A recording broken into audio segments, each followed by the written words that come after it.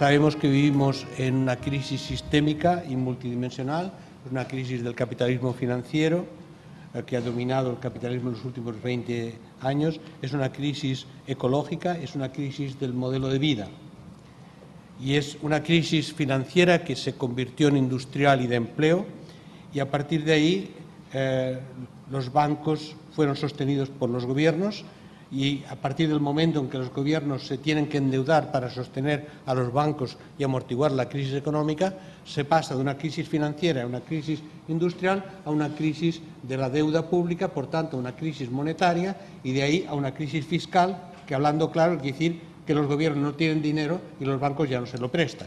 Y además los bancos, según cómo, tampoco tienen dinero porque su dinero es virtual, está evaporado en un sistema financiero global en que la relación entre dinero depositado y capital virtual surgido de derivados financieros es de 1 a 50.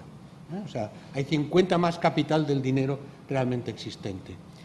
Se traduce en que, por un lado, se empuja a la economía a una recesión que puede ser cada vez más profunda y más grave, y, por otro lado, hay políticas desmesuradas de recortes sociales en todos los países en este momento, que ponen en cuestión la protección social adquirida tras años de lucha, mientras aumentan increíblemente al mismo tiempo los beneficios de la banca y las primas pagadas a los altos ejecutivos, incluso, como en el caso reciente de Caixa Galicia, a los que arruinan la empresa y después se van con 1.000 millones de euros en el bolsillo.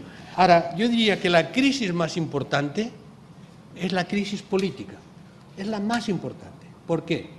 Porque sin instrumentos de control de la economía, de la ecología, de la sociedad, de los servicios públicos, sin instrumentos de control ciudadano, que se llaman normalmente política, no hay capacidad de gestionar la crisis, no hay capacidad de hacer nada. Por tanto, tienen nuestro dinero, tienen nuestro poder, tienen la información, tienen la comunicación. Un sistema atado y bien atado, en el que parece que nadie se puede mover, porque dentro de las reglas del juego no hay cambio, y fuera de las reglas del juego hay policía y jueces. Pero la historia nunca se detiene. Si hay una sola regla básica en la sociedad de siempre, es que donde hay opresión, hay resistencia a la opresión. Donde hay desinformación, hay contrainformación. Afortunadamente, la especie humana no es tan borreguil como algunos piensan.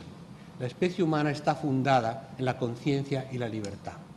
Los estudios de neurociencia muestran que una vez que en nuestras mentes las cosas cambian, una vez que entendemos y pensamos lo que es posible, entonces todo es posible.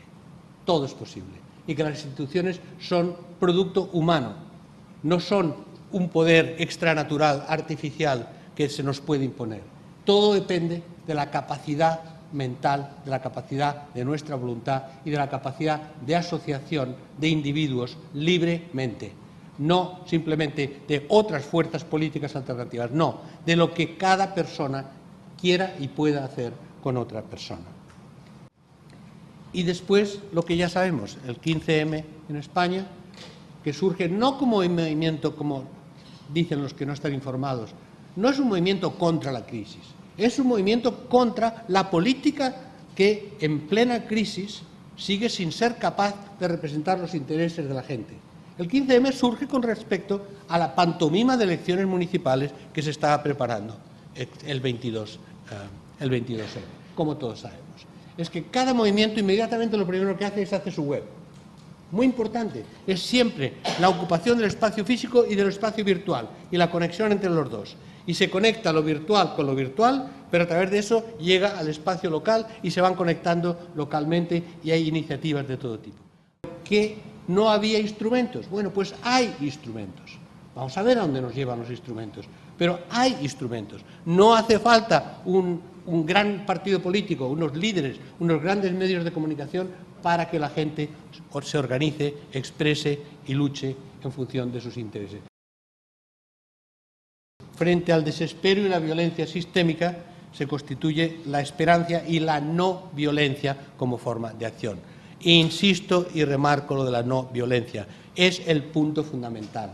La estrategia que ya está en marcha de poderes establecidos es de tratar de pintar un movimiento como el de indignados como un movimiento violento, como un movimiento marginal y violento, porque la enorme aprobación mayoritaria que tiene la opinión pública en España, en Cataluña, en toda Europa, en Estados Unidos, más del 60% de la gente apoyan el movimiento de Occupy Wall Street. En Estados Unidos hay una opinión mayoritaria a favor. ¿Cómo se deslegitima?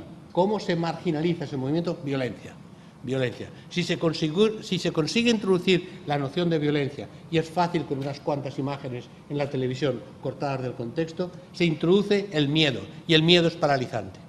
La violencia lleva al miedo y el miedo es paralizante y a la deslegitimación.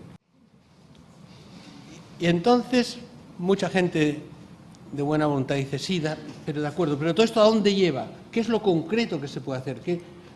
¿Cuál es la expresión concreta de todo esto? ¿Dónde está el cambio? Bueno, primero, ya hay cosas concretas, ya ha habido cambio. ¿Dónde? Aquí, en la cabeza de la gente, en la mentalidad. Ese es el cambio fundamental, el cambio irreversible. Se puede incluso perder una elección, que haya un gobierno de derecha que sustituya a otro que parecía de izquierda, pero no era de izquierda. Puede haber todo eso. Pero fundamentalmente el cambio está aquí. Porque si cambia nuestra mente, cambia todo. Esa es la cosa básica. Y por eso siempre la política de comunicación, la política mediática y contramediática es la política central, porque es a través de la comunicación de donde se construyen nuestras representaciones mentales.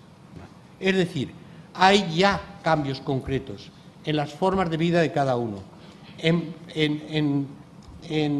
reacciones a problemas concretos en los centros de trabajo, en parar desahucios, en denunciar abusos, utilizando Internet y utilizando también recursos legales consiguiendo llegar hasta juezas que todavía se creen en la justicia. Digo juezas porque son la mayoría. Es también necesario introducir nuevas ideas y nuevas prácticas en las instituciones democráticas. Ese es el tema central de mi conferencia. ¿Cómo proponer reformas no digeribles por el sistema democrático si no se democratiza, pero que una vez que se vaya introduciendo sean imparables? Reformas razonables, tan razonables que vamos a hablarlo ahora, a veces a ustedes les parecen razonables, pero tan razonables que ningún partido político las va a aceptar. ¿Por qué? Porque les quitan poder. Y este es el quid de la cuestión. Los partidos políticos y el sistema político está construido para defender el poder de las cúpulas y de los aparatos de los partidos, no para representar a los ciudadanos. Entonces, en lugar de rechazar la democracia representativa, que es la base de la democracia, y que en España nos costó sangre, sudor y lágrimas llegar a tener una democracia representativa. En lugar de decir, no, es que la democracia representativa no va. No, va. Lo que ocurre es que no funciona, no la dejan funcionar. Esta democracia representativa no nos representa. El tema no es el tipo de democracia, es que es una pantomima de democracia representativa. Es una democracia representativa que no representa. Y por tanto la cuestión es cómo encontrar mecanismos que hagan representativa a la democracia representativa.